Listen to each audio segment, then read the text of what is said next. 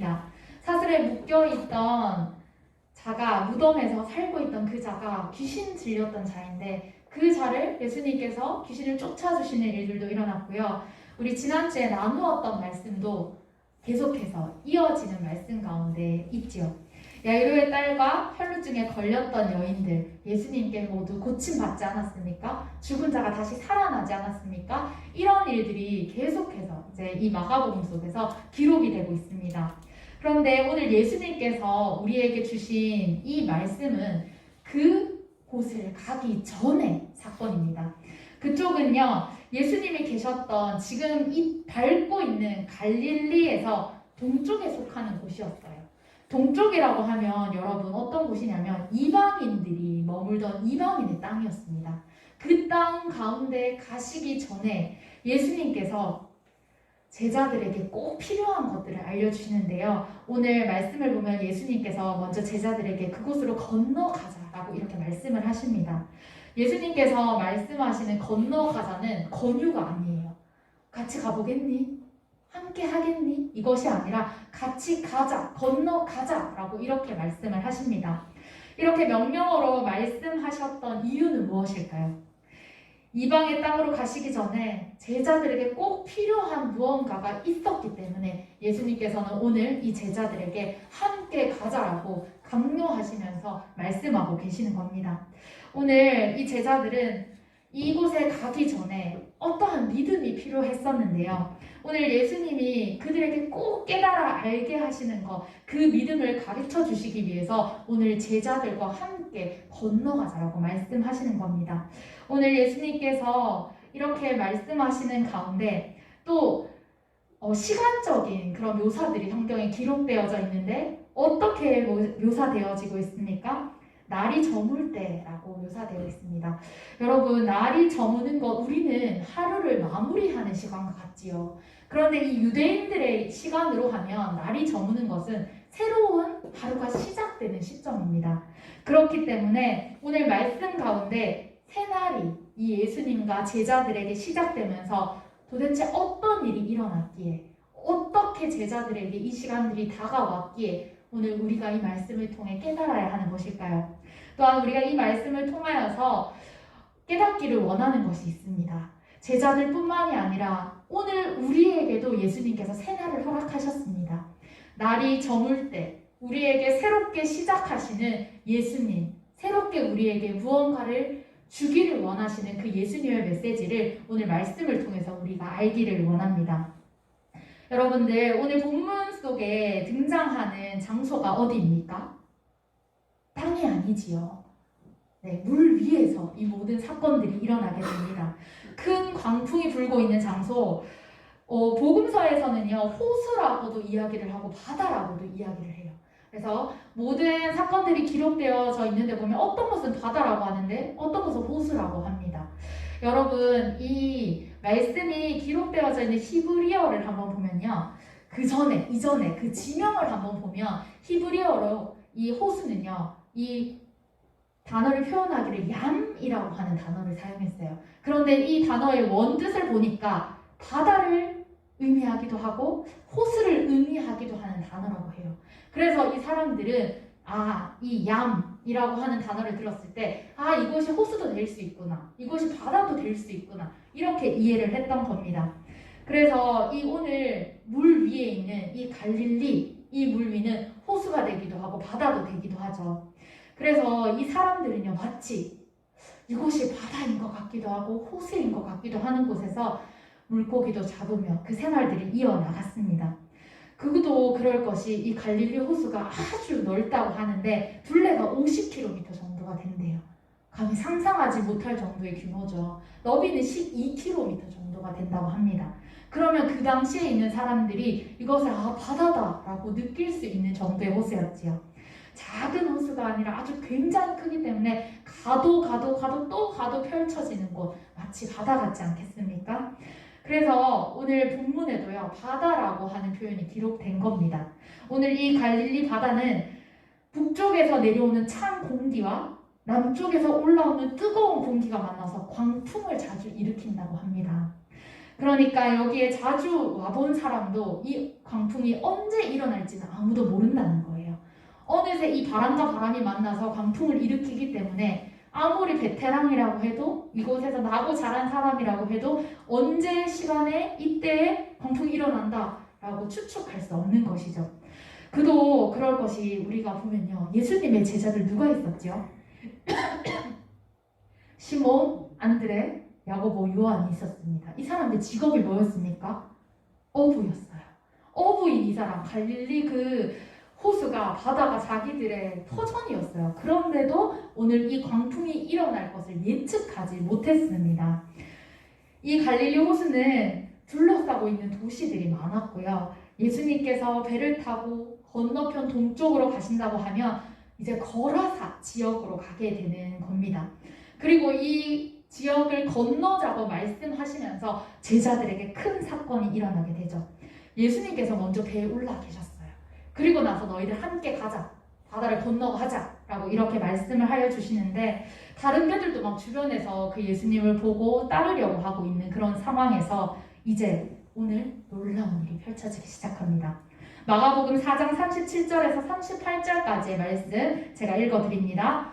큰 광풍이 일어나며 물결이 배에 부딪혀 들어와 배에 가득하게 되었더라. 예수께서는 고물에서 베개를 베고 주무시더니 제자들이 깨우며 이르되 선생님이여 우리가 죽게 된 것을 돌아보지 아니하시나이까 하니 이렇게 제자들이 이야기를 합니다. 38절의 말씀을 보니까 광풍이 일어났는데 예수님께서 어떻게 하고 계십니까? 예수님께서 주무시고 계셨습니다. 고물이라고 하는 곳 어딘지 아시나요? 배의 뒤편을 의미하는데요. 예수님께서 막 광풍이 일어나서 정신없는 가운데 그때 예수님은 그 배의 뒤편에서 베개를 베고 주무시고 계셨다는 겁니다. 광풍이 몰아치는 배 안, 물이 막 들어오고 정신없고 내가 죽을 수도 있겠구나 그 위기의 순간 가운데서 예수님께서는 아무 일 없이 주무시고 계시니까 이제 제자들이 이렇게 이야기를 하죠. 아 스승님 지금 우리가 죽게 되었는데 걱정도 안 되십니까? 이렇게 제자들이 예수님을 급하게 다급하게 깨우면서 이야기를 하고 있습니다. 아마 제자들이 보기에도 이러다가 진짜 내가 죽을 수도 있겠다라는 그런 생각이 들기 시작했어요. 예수님이 가자고 해서 따라왔을 뿐인데 어떻게 이런 위기가 있나? 나는 앞으로의 많은 날들이 있을 텐데 내가 여기서 죽으면 되겠나? 별별 생각이 다 들었겠죠. 제자들의 마음 가운데 얼마나 절망과 걱정과 근심이 가득했겠습니까? 그래서 이제 제자들은 예수님을 막 깨우기 시작하죠. 드디어 예수님 잠에서 깨셨습니다. 그 이후부터는 더 놀라운 일들이 일어납니다. 마가복음 4장 39절에서 40절 말씀인데요. 제가 한번 읽어드립니다. 예수께서 깨어 바람을 꾸짖으시며 바다더러 이르시되 잠잠하라 고요하라 하시니 바람이 그치고 아주 잔잔하여지더라. 이에 제자들에게 이르시되 어찌하여 이렇게 무서워하느냐 너희가 어찌하여 믿음이 없느냐 라고 이렇게 말씀을 하십니다. 이 말씀을 보면 예수님께서 두 가지 꾸짖으심으로 함께 하시는데 첫 번째는 먼저 바람을 꾸짖으십니다. 바람에게 고요하라 잠잠하라 명하셨습니다. 그리고 두 번째로는 제자들을 꾸짖으셨어요. 어찌해서 이렇게 무서워하느냐 어찌하여 믿음이 없느냐라고 제자들에게 이렇게 뭐라고 하시는 겁니다. 예수님께서 일어나셔서 바람을 꾸짖으시고 바다에 잠잠하라 말씀하시니까 어떤 일이 일어납니까 여러분? 아주 고요하게 잔잔하게 되었습니다. 놀랍게도 바람이 모두 그쳤고 마치 무슨 일이 있었냐는 듯이 그곳이 조용하게 잠잠하게 변화가 되었습니다. 여러분 이 사실을 통해서 우리가 깨달아야 하는 것이 무엇입니까? 예수님이 먼저 누구신지 깨달아야 합니다. 예수님은 하나님의 아들입니다. 하나님의 아들은 곧 하나님과 같은 분이십니다. 그럼 하나님은 어떤 분이십니까? 하나님은 이 세상을 창조하신 창조주이십니다. 그래서 예수님 또한 우리의 창조주와 같은 분이십니다. 그런 예수님이라면 광풍을 고요하라고 말하고 잠잠하라고 말하면 그 모든 것들이 그 말씀에 순복하게 되어 있습니다. 그 창조주의 말씀 한마디에 이 세상에 있는 모든 것들이 다스려지고 강풍 또한 잠잠하게 되는 것입니다. 그런데 오늘 제자들은 그 예수님을 제대로 깨닫지 못했습니다. 그래서 강풍이 불어오는 가운데 오히려 소란하고 내가 죽을까 염려만 하였지 정작 창조주 하나님을, 그 예수님을 바라보지 못했다는 겁니다. 그래서 두 번째로 예수님께서 제자들을 혼내셨습니다. 그런데 여러분 생각해 보십시오. 만약 여러분들이 제자라면 지금 막 광풍이 일어나고 있고 배도 그렇게 크지 않은 배지요.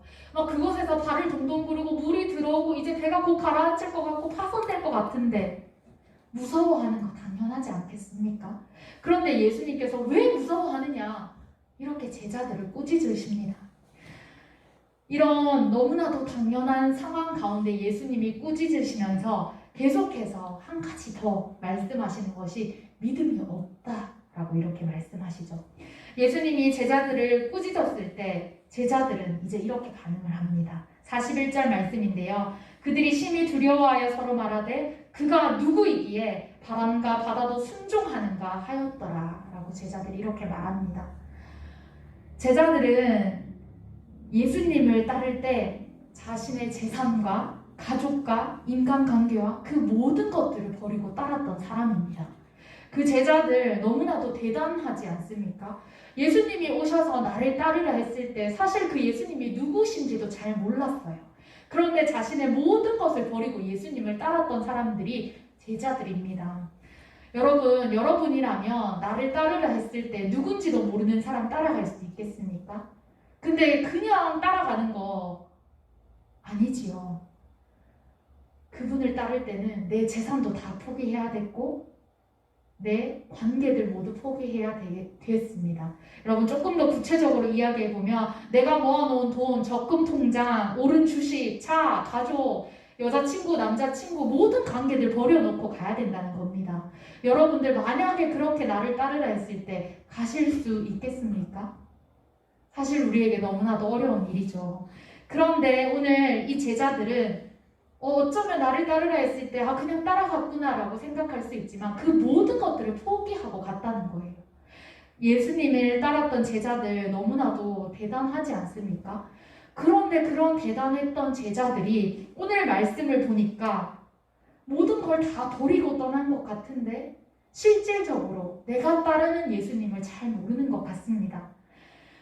자신이 가진 모든 것을 버리고 따랐던 분이 누구인지 잘 모르는 거 오늘 말씀 속에 그 한 구절을 통해서 우리가 발견할 수 있습니다. 그가 누구이기에 이 광풍을 고요하게 하는가 잠잠하게 하는가 이 대답 한 가지를 통해서 이 말 한마디를 통해서 제자들의 믿음이 어땠는지 우리가 알 수 있다는 겁니다. 예수님을 따랐던 제자들에게 가장 중요한 것은 예수님의 진짜 모습이 아니었습니다. 내 모든 것을 버리고 따르는 그분이었지만 예수님은 그냥 나의 필요를 채워주는 분, 세상에 있는 많은 공급들을 채워주는 분으로 제자들이 이해를 한 것입니다. 옆에 있으면 밥 굶을 일이 없겠구나. 로마 제국을 물리칠 사람이구나. 나중에 왕이 돼서 나를 귀족으로 만들어줄 사람이구나. 이 정도로 예수님을 생각했던 겁니다. 실제로 제자들은 예수님을 따르면서 많은 이적들을 경험했어요. 여러분 말씀 앞에 보시면 굶주린 사람을 배불리게 하는 예수님, 불치병에 걸린 사람들을 낫게 하고 귀신 들린 사람들이 어떻게 합니까? 예수님 앞에 막 엎드려서 이분이 진짜 하나님의 아들이구나 막 이렇게 이야기하는 것들을 제자들이 봤다는 거예요. 이렇게 많은 이적들을 보니까 제자들은 예수님이야말로 우리가 찾던 해답이 여기 있었구나라는 걸 깨달았습니다.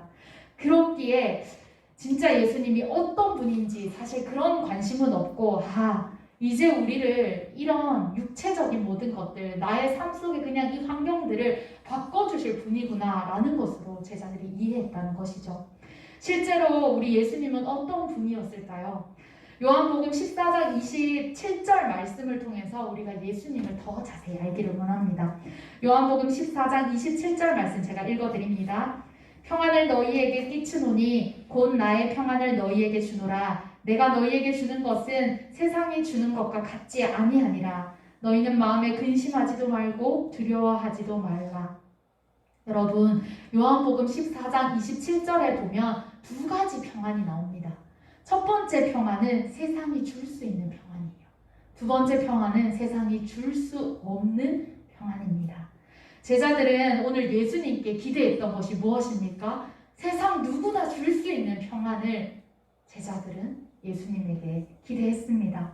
이스라엘의 완전한 해방과 밥을 굶지 않는 것과 이런 것들, 세상이 줄 수 있는 평안이라는 거예요. 사실 로마 황제가 마음만 먹으면 사람들 굶어 죽지 않게 할 수 있지 않겠습니까?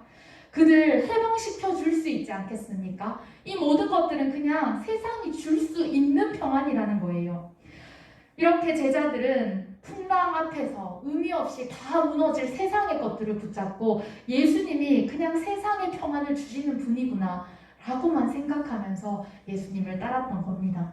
자신들의 욕망에 매몰된 나머지 예수님의 참 모습을 보지 않고 그냥 그렇게 예수님을 따랐던 겁니다.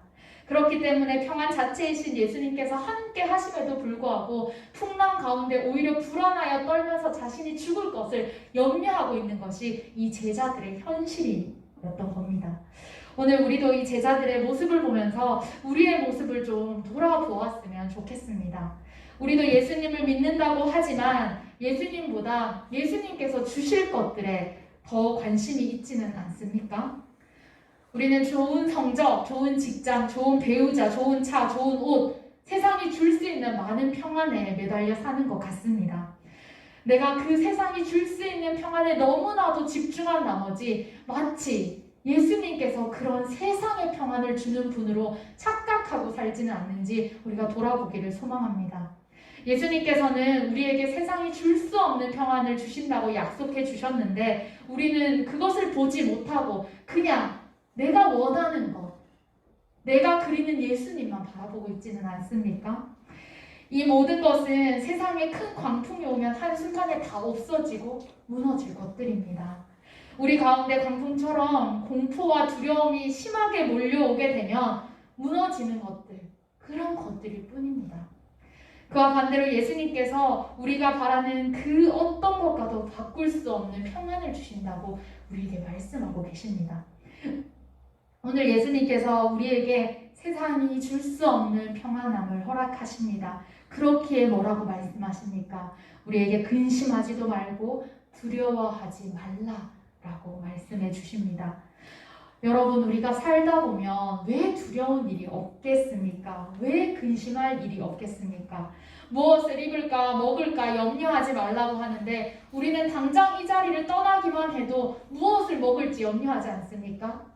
무엇을 입을지, 내가 무엇을 해야 할지 근심과 걱정으로 가득 차 있는 것이 우리의 인생이 아닙니까? 우리의 인생에는 작은 풍랑이 일 때도 있고 아주 큰 강풍이 일 때도 있습니다. 때로는 죽을 것 같이 힘들고 이해할 수 없는 상황들이 나를 조여오고 내가 어디로 가야 할지 모르는 막막한 가운데 우리가 서 있을 때가 너무나도 많습니다. 이럴 때 우리가 꼭 깨달아야 하는 것이 있습니다. 우리가 예수님을 믿어도 우리에게는 계속해서 끊임없이 강풍은 존재한다는 거죠. 우리는 때때로 강풍이 없는 인생이 축복받은 인생이라고 착각하고 살아갈 때가 있는데 안타깝게도 주님과 함께하는 인생이지만 우리에게는 여전히 인생의 풍랑과 강풍은 찾아오게 되어 있습니다. 하지만 여러분, 그때 우리가 진짜 예수님을 붙든다면 이제부터 그 인생이 진짜 주님을 알게 되는 새로운 인생이라는 겁니다. 풍랑이 몰아쳐도 두렵지 않은 인생, 풍랑이 이는 배 안에 있어도 당장 내 발이 잠기고 죽을 것 같아도 진짜 예수님을 붙들고 있으면 우리의 인생 그 안에서도 주님 주시는 두려움이 아닌 주님 주시는 평안함과 그 잔잔하고 고요함들이 우리 가운데 찾아온다는 겁니다.